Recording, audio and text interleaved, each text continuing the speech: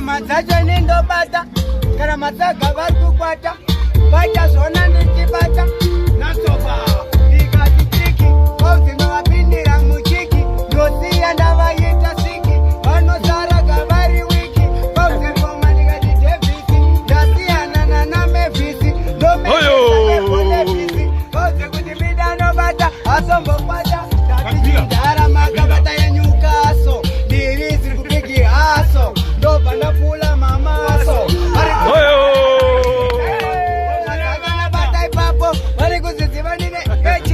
Ndiye mbida wacho wanotisa Kabila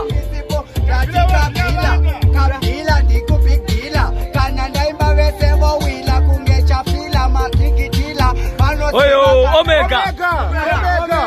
Vanosiva ndosiya vega kana vamwe vakundi bega doba ndoda machips de bega Blakuda vari kuda vamwe zuda vamwe vari kubuda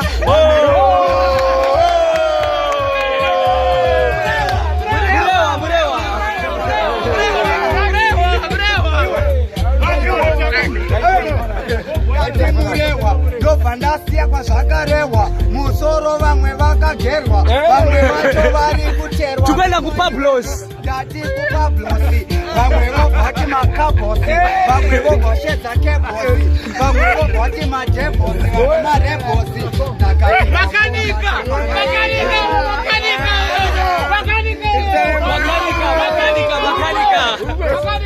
ndati wangu makanika vaudze nhasa nimbopanika vamwe vacho vari kukundika vamwe vacho vese vari kushayika amheno vari kuamerika vamwe vacho kujamaika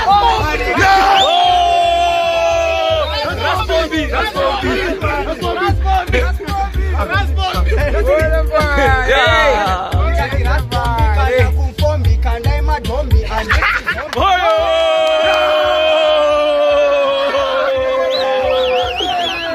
Vida Blue.